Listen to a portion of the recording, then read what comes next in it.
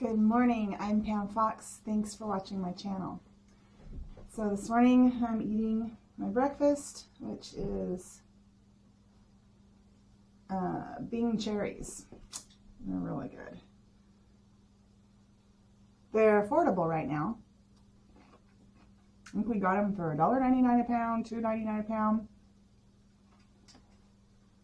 They're up to $3.99 a pound now, but still pretty good. And they're really good this year. They're firm, they're sweet. I probably won't eat all of these this morning. We'll see. They're good. But this morning I wanted to talk about something that I do a lot that's probably not healthy. And I try not to do it, but I do it. I think about the past. A lot of times I lie in bed at night when I first lie down and it's time to go to sleep. And I reflect on the past.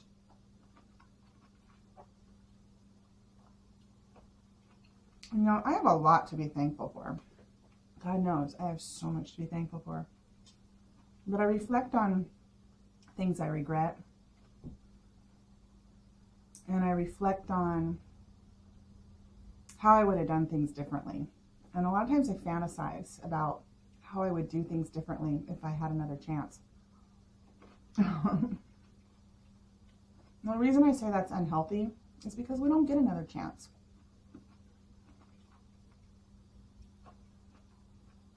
I'm probably not going to get magically transported back in time and get another chance. It's probably just not going to happen. But I still find myself fantasizing about it. And so what I try to do when I find myself doing that is remind myself of how much I have to be thankful for, how all of the past mistakes have gotten me to where I'm at, how I've survived, how my children have survived, how we've all survived. Well, maybe not all of us, but I'm still here and I'm doing okay.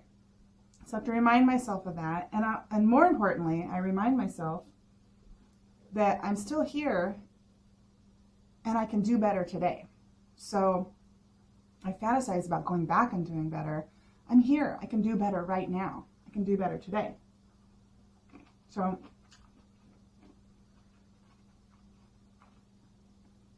that's what I try to remind myself of. I'm not reflecting, focus on the past and regrets and mistakes. But I still do it. So I thought this morning I would send a message to myself as a young person. Obviously, she's not going to get the message, but I have viewers. I have viewers who are young. The majority of you guys out there on YouTube are young.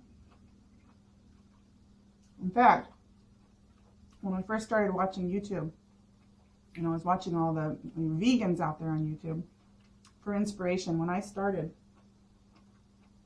eating a plant-based diet, I felt like I needed to get as much support as I possibly could. Inspiration, encouragement. And I got it from a lot of young vegan YouTubers because there aren't a whole lot of older vegan YouTubers on YouTube. And it's part of the reason why I started this channel. I thought, well, stop complaining about it and just be that older vegan YouTuber. So, I've got a message to share. And maybe, there are people my age who would, relate more to me,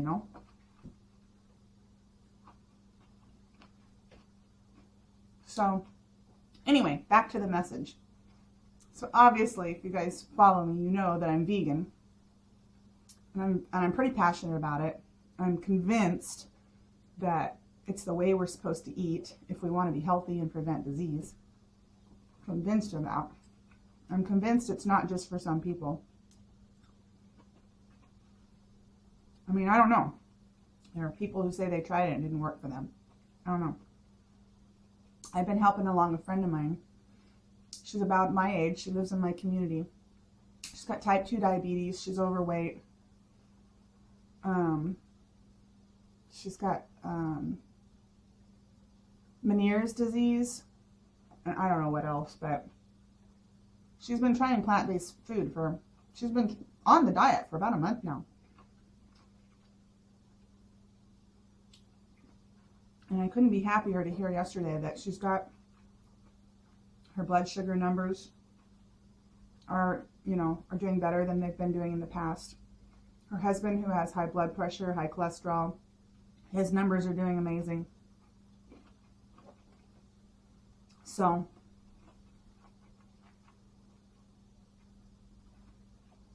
and that doesn't mean anything to the world, but if you're watching, I'm really proud of you and so excited for you.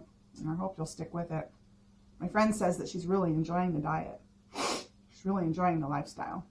So that's cool. And that's what people don't, that's what I'm trying to help people understand on this channel. It's not, you're not giving anything up. I mean, you are obviously, you're giving up animal foods, but you won't miss them.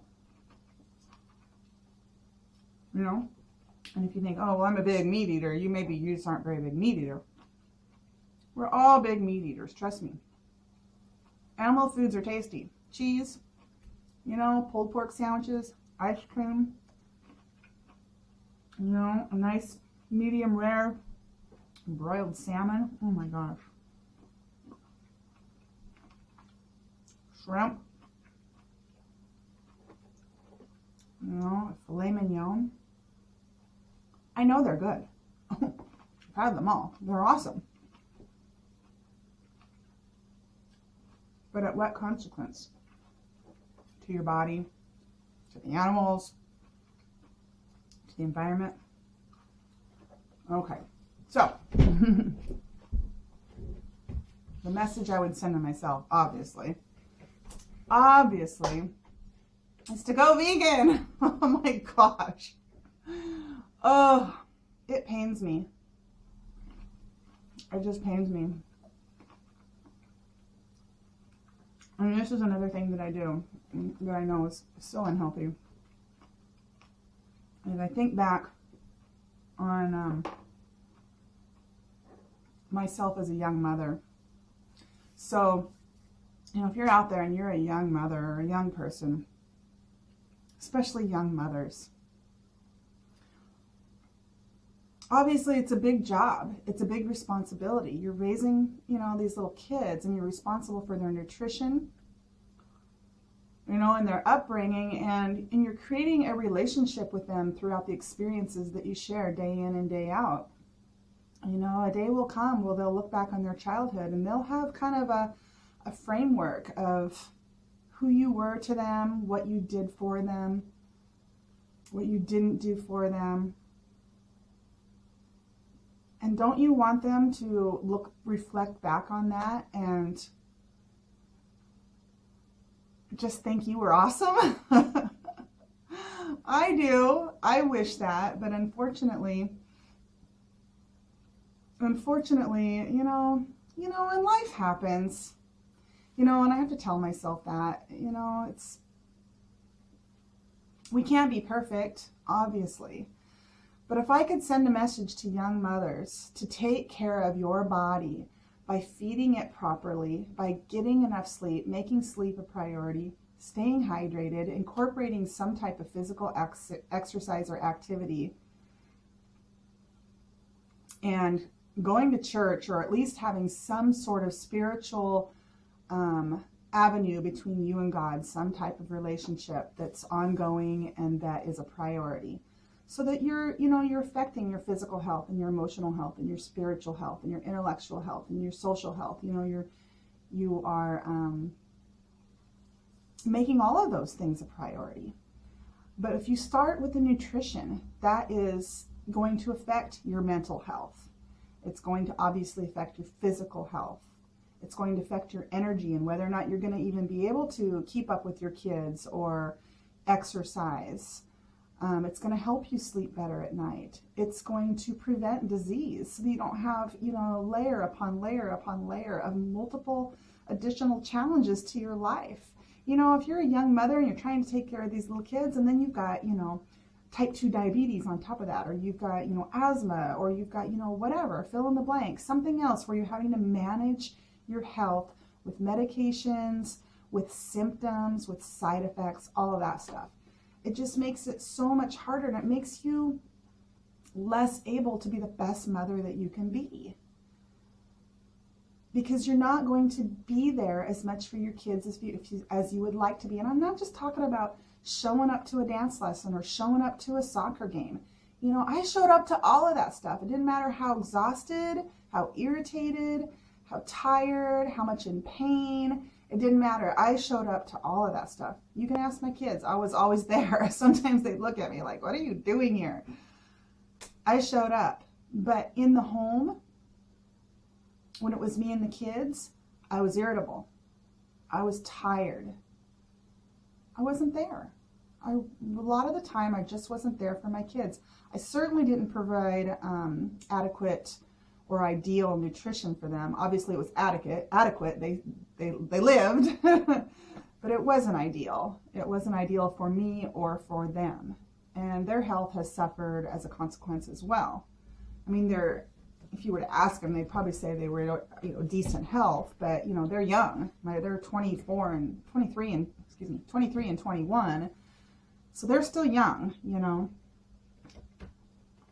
I felt like my health was pretty good at that age too, but God, when I hit my 30s, I lost my husband when I was 27 years old. I lost him suddenly and unexpectedly and tragically. And I was 27, he was 29, and the kids were 4 and 2. They were just babies. And that's what I was saying before, sometimes life just happens and you just have to deal with, with what happens in your life. And it's not always that great. And gosh, if I could send a message to myself, particularly, after my husband died, because that first year after he passed away, it was difficult. Obviously, I was 27. I had no coping skills. I always tell people that I had no coping skills. Of course, I had no coping skills. It's not like we practice or rehearse for these things. It's not like, you can do exercises, to get your coping skills in shape for the loss of a loved one. When it happens, you just deal with it. However you deal with it, the best that you can, obviously, and it's not always pretty, and it's not always good, and it's not always healthy, but you do the best that you can. And in my case, I had a 4-year-old and a 2-year-old, and I knew that they were going to grow up not knowing their father, and that was a really hard thing for me to face. That was a really hard reality for me to face, and I wouldn't face it. I wouldn't allow myself to face it. I was in denial for a year. They have the different stages in grief. I was stuck in denial for a year. And had I been eating properly, I believe with my whole heart, it would have made a world of difference. Had I been eating properly, I wasn't eating. Because I had fallen into this state of depression over the loss of my husband, I stopped eating, or I was eating junk, which then, made the depression worse, because the brain relies on glucose. It almost completely relies on glucose, which we get, from our plant foods primarily. And so, if you're depriving the brain of that, you're going to get brain damage, which is going to, depression, anxiety, irritability, all kinds of things. So, for me, that first year, because I was kind of in the pit, I just stayed in my bed. I just stayed in my bed, and I would go to the store maybe once a month, and I would fill up the cart with cheese sticks and yogurt and then juice boxes and little crackers and, bananas and apples and oranges, but things the kids could grab, things they could grab and eat so I didn't have to cook for them, things I could grab and eat so I didn't have to cook for me. And I'm reflecting back on that year. And, you know, I don't tell my son, I don't tell my children. I'm not one of those people that boasts and brags on my children or tells them I'm proud of them all the time. And I know I need to get better at that. But I'm really proud of my kids. My son has a strength in him that I don't even think he realizes. He was 4 when he lost his dad. He was 4. And he and his sister, you know, they have kind of a special bond. And I think it's due to the fact that they lost their father, and their mother was, you know, in this condition, you know, for that year after he died. And when I took my kids aside on the day that he died to tell them, you know, that their dad was dead, my son, the first words out of his mouth were, he started to cry. He started to cry, and he said, but who's going to play? Oh, they used to play this video game together where there was tigers and there was this guy, and he had to go through the levels to save he had to save his father, I believe. He had to rescue his father, I believe. But what was the name of that game? Anyway, they used to play this game all the time. And so he started to cry, and he said, but who's going to play, you know, this game with me? And I was like, it's okay, it's okay, it's okay. I'll play it with you. I'll play it with you. You know, and he stopped crying. And I never saw him shed another tear. I never, you know, he was only 4 years old, and people say, you know, they don't understand death at that age. But, you know, when I told him his dad had died, he started to cry. And of course, Ellie was like, what's going on here? And he took care of me, and he took care of my daughter at 4 years old. You know, he would bring us food from the refrigerator. Ellie and I, we would sit on the bed all day, and I would take Carson. I would get up and take him to his preschool. It's like 2 or 3 times a week. I would take him to his preschool, and we weren't allowed to drop off the kids and let them go in. We had to bring them in, but I would always drop him off from the parking lot. Here I was in my pajamas. I never showered, and I would watch him walk in. And then when he would come home after preschool, he would sit on the couch with Ellie, and he would bring her, you know, her little cheese sticks and her little juice boxes. And he took care of her, and he took care of me too. And, you know, that strength in him, I've seen it all throughout his life. He's just he's a strong guy, and now he's an adult, and, you know, I don't get to spend a whole lot of time with him, so I don't really know him that well as a man, but I'm so proud of him. And I don't even know if he'll see this video, because neither of my kids watch my YouTube channel. I always say to my daughter, Ellie, did you see that video I just made? She's like, oh, sorry, Mom, I don't really watch your videos. So anyway, but you know, if I could send a message to myself, I would say, eat the food, eat the plants, don't eat the animals.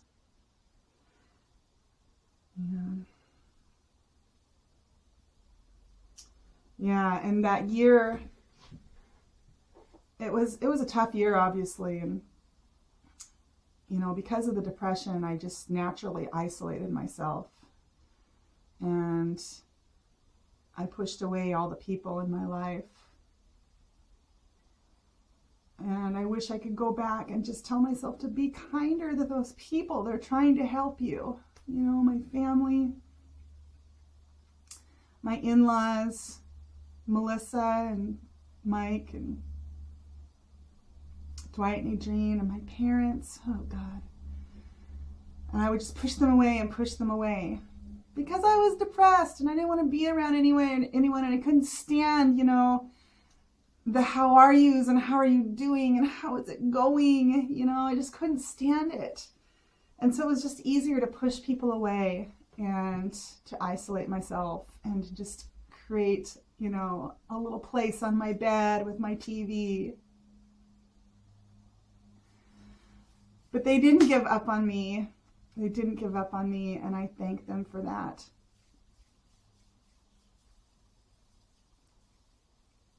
You know, and if there's one thing, gosh, it took me so long. It took me so long to get this. So listen up. Each and every one of us has something to be thankful for. Probably multiple things. as long as you're focusing on what you don't have or what's been taken away from you, as long as you focus on that, you're going to forget about all the blessings in your life. It took me a long time to really figure that out. Focus on the blessings. Count your blessings. When we lost Marcus, I was surrounded by a loving family. I was surrounded by friends. I know Marcus's friends tried to be there for me and I pushed them away. My family, my in-laws. I still had my health, obviously. I still had my children. And I desperately wanted to be there for my kids. I really, really did. I really did. But that depression, it overtakes you. It consumes you. I get it. One night I was lying in the bed and the kids, I thought they were asleep. And many nights I would stay up late into the night and I would watch TV. I would watch QVC because the people were live and I was kind of getting to know these people through watching this live TV programs. And I remember it was really late and I was on the bed and I was crying and it was dark and it was quiet and the children were asleep. The TV was off. And Carson had come into my room. He had heard me crying and he'd come into my room and I was lying on the bed and I was crying and all you could hear was the sounds of my cries. And then the next thing you know, here was this little boy and he reached out and he touched my cheek and he started to pat my hair. And he didn't say a word. He didn't beg me to stop crying. He didn't ask me what was wrong. He didn't tell me it was going to be okay. He didn't say a word, but he was there for me. And God knows what that's, watching his mom go through that. God knows what that did to him. But he has strength. He has strength. And so much compassion for others. And I think he has a deep empathy. I think he has the ability to put himself in other people's shoes. He's always been very good at that. He doesn't look at others and condemn or judge. He puts himself in their shoes. What would it be like to be that person, to live their life?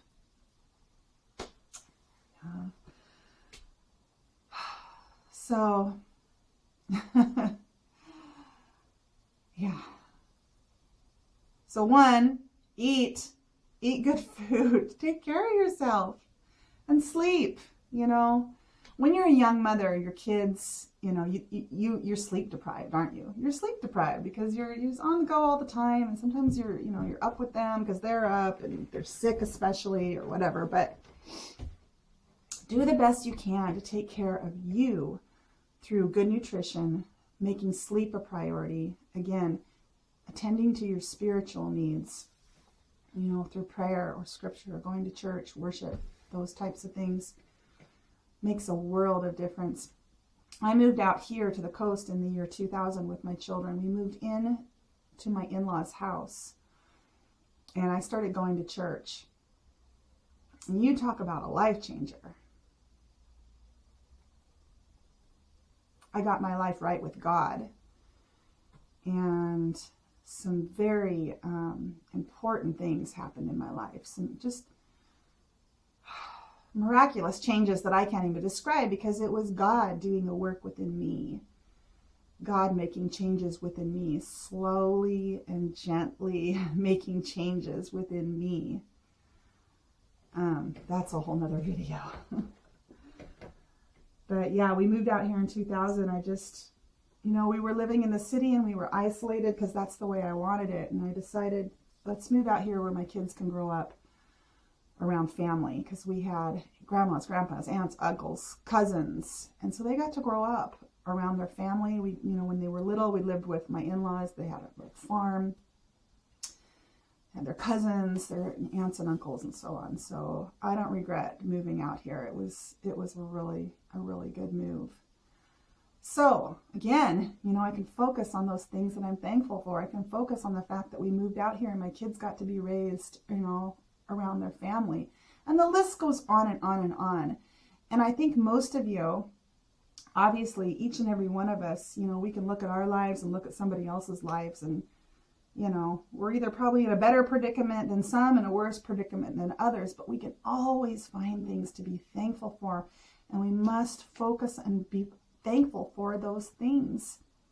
That's your choice. You can either focus on what you don't have or you can focus on what you have. And I guarantee if you begin to focus on what you have, a change will begin to take place within your heart and within your mind. And you'll be a happy, thankful person. The alternative is focus on what you don't have, what's been taken away from you. And then you're a sad, unhappy person. Because you don't have anything, because that's what you're focused on. So, eat the plants, count your blessings,